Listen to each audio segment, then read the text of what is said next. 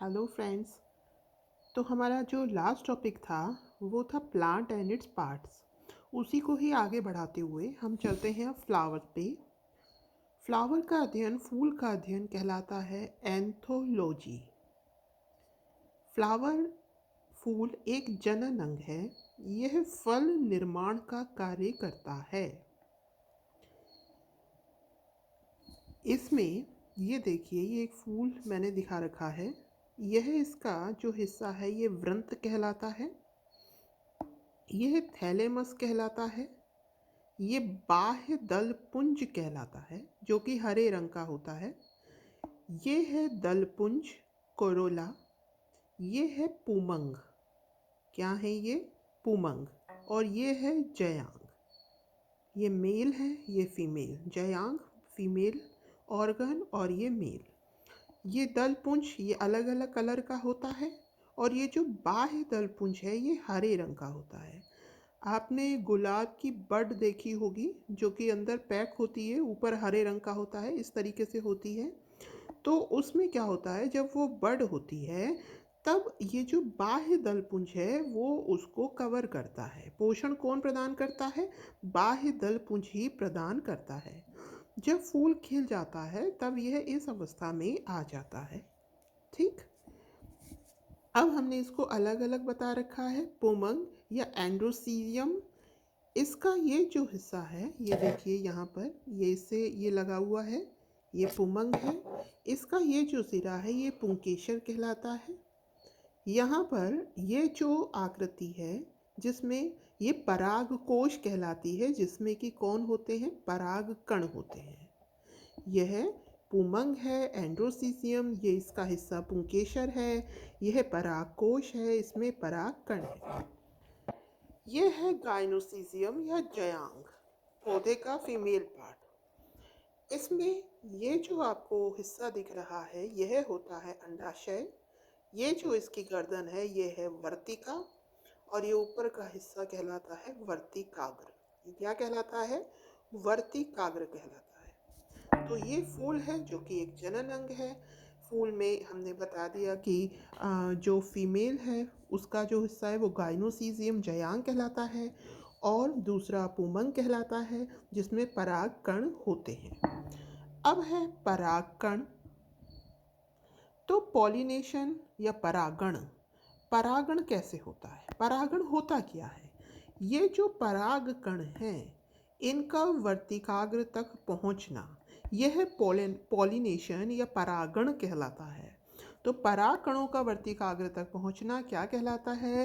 Pollination या परागण कहलाता है। अब परागण के दो प्रकार होते हैं। एक तो है पर परागण, एक है स्वपरागण।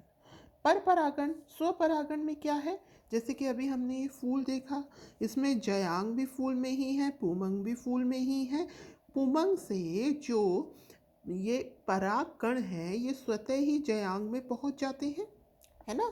तो किसी फूल में परागण उसी के पराग द्वारा होता है। जो परागण हो रहा है ये उसी फूल में मौजूद पराग कणों द्वारा होता है। तो इसे स्वपरागण कहते हैं।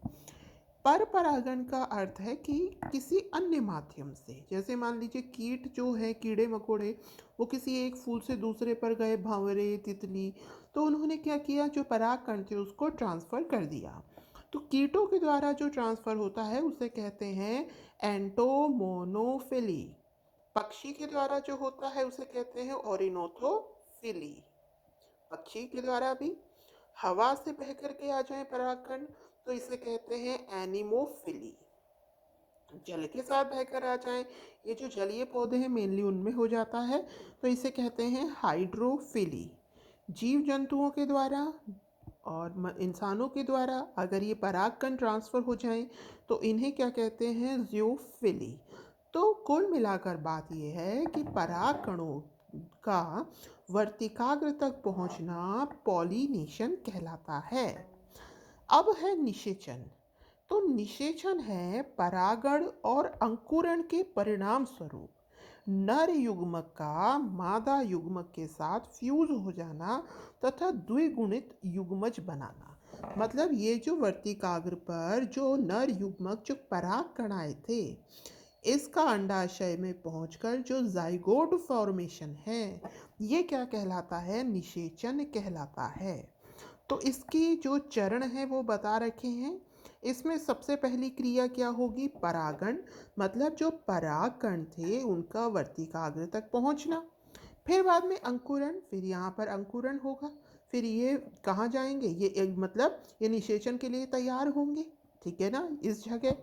फिर बाद में ये अंकुरण के बाद ओव्यूले पेनिट्रेशन, ये यहाँ पर पेनिट्रेट करेंगे, यहाँ पर वर्तिकाग्र में। फिर ये कहाँ जाएंगे? अंडाशय में, जहाँ पर निषेचन की क्रिया द्वारा क्या होगा? जाइगोट का निर्माण होगा। तो ये इसके चरण हैं: परागण, अंकुरण, ओव्यूले, पेनिट्रेशन और निषेचन। अब चलते हैं आगे। आगे है फ्रूट। फ्रूट क्या होता है? अब क्या हुआ? अब जो आपका फूल था, ठीक है, उसका निषेचन हुआ, तो अब वो क्या बनाएगा? वो बनेगा फल। क्या बनेगा? फल। फल का अध्ययन पोमोलॉजी कहलाता है। फल का निर्माण कहाँ हुआ? अंडाशय में ही तो हुआ। निषेचन अंडाशय में हुआ था, तो निर्माण कहाँ होगा? अंडाशय में, है ना।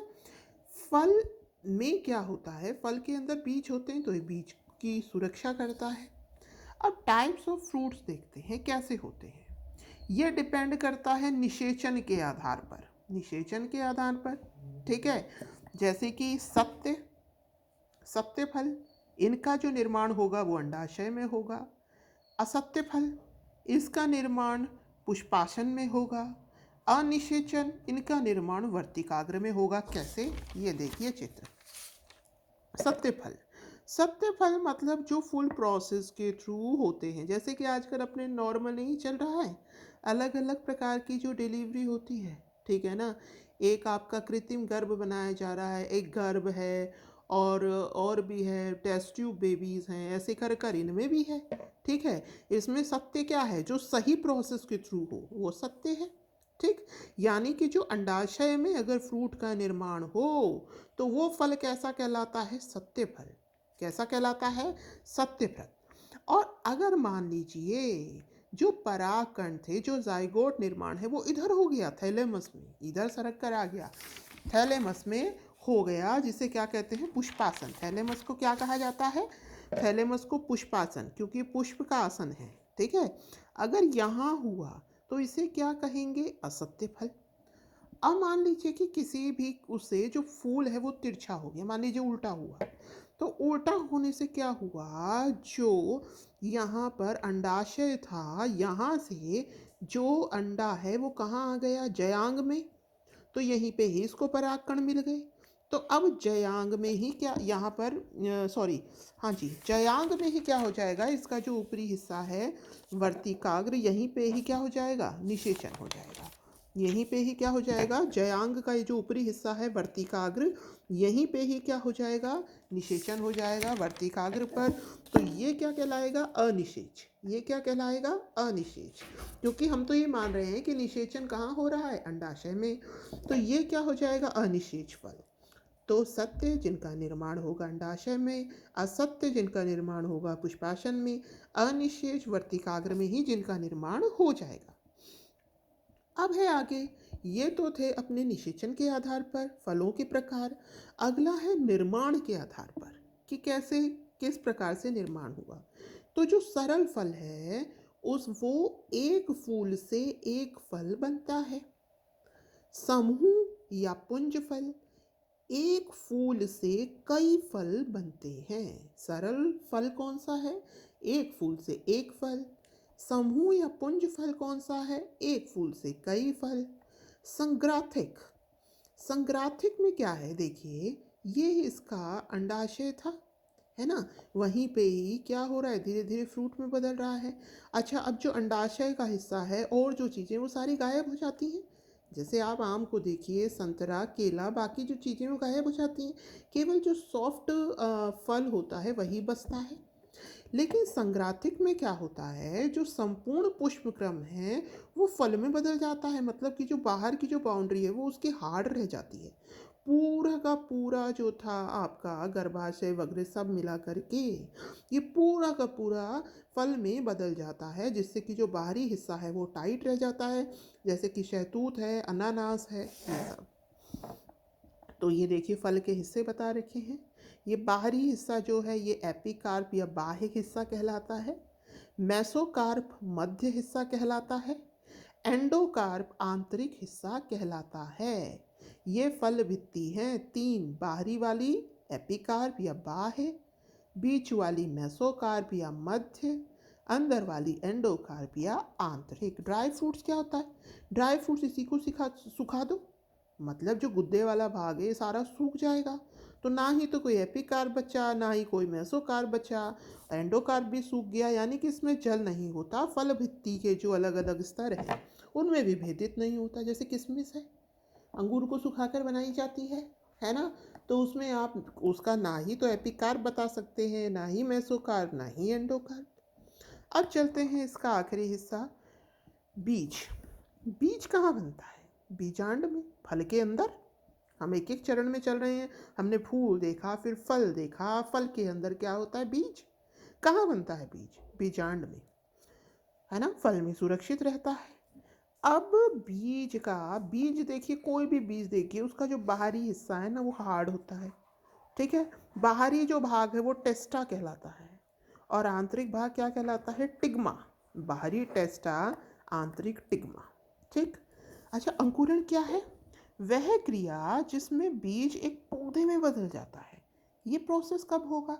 जब आप उसको सही ताप दें, सही हवा मिले, सही सूर्य का प्रकाश मिले और सही मात्रा में जल मिले, तभी जो बीज है वो उसका अंकुरण होगा और वो पौधे में तब्दील हो जाएगा।